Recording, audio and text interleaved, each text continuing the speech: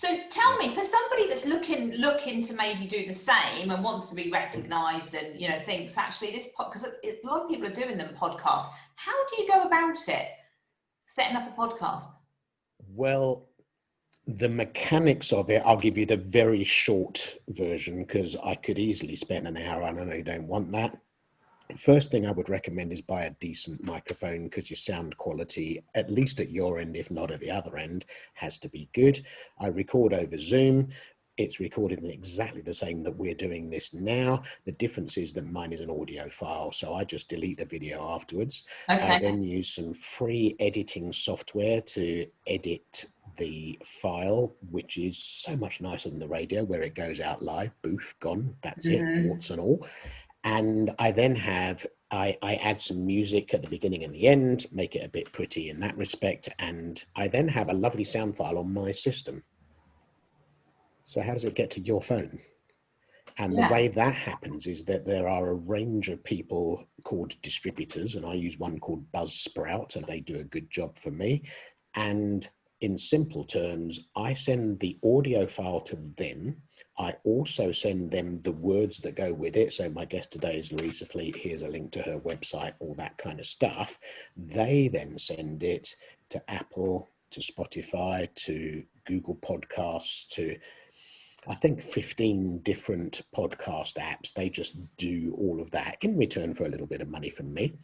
And what they also do is they collect statistics from all of those people. So with the show that you recorded with me, I can tell you how many people listened. I can tell you what countries they were in. I can tell you what devices they used. All sorts of stats are available to me through that distributor. Very easy to do. So what could go wrong then when you're setting up a podcast? We haven't got time to cover that.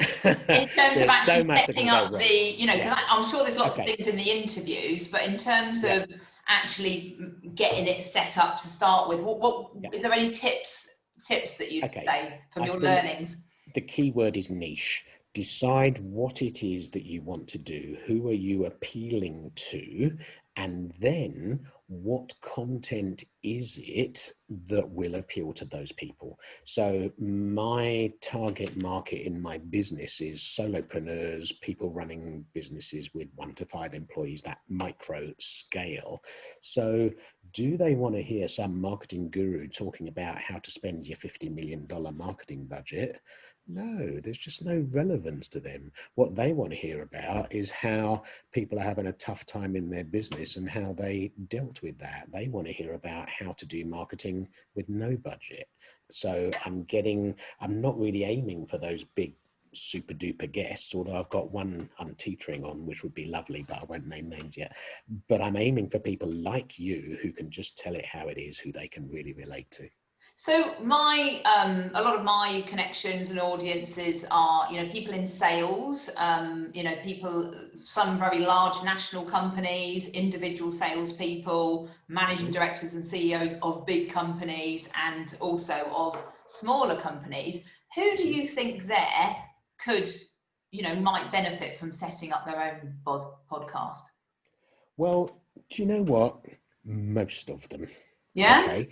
And I'll tell you why I say that. If you can tell me any of them that aren't doing marketing, then I will tell you they're a fool, because clearly you've got to do marketing.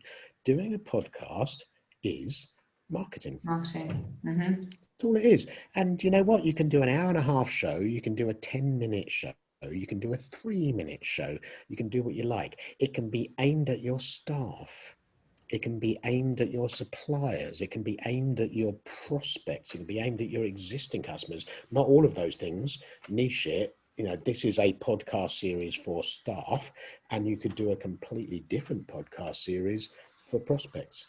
Fantastic. And for customers. It's about, again, it's about the objective. Yeah. What are you trying to achieve with it? In the same way as I would ask the same question with a Facebook campaign or with a LinkedIn article you were going to write, what are you trying to achieve? And then you tailor it so it achieves that. So if you're trying to achieve more customers, okay, who are your prospects? What do they want to listen to? If you're if you're an insurance company, they don't really want to hear buy from me, we're the best insurance company. They're just not going to download that podcast. If there's a podcast that says there's a whole new business interruption insurance that's come in, a business interruption insurance genre because of COVID, which might not be covered, and da-di-da-di-da. So if you want to learn, we're not going to sell you a policy. We're not going to talk about the Pru or whoever else. We're going to talk about this world of insurance. Talk about the actual challenges that are going on so that people can learn from it. Yeah, absolutely. fantastic. So you can, if you provide information of value to the listeners, they will listen. And what are they hearing all the way through it? Your brand, your brand, your brand, your brand.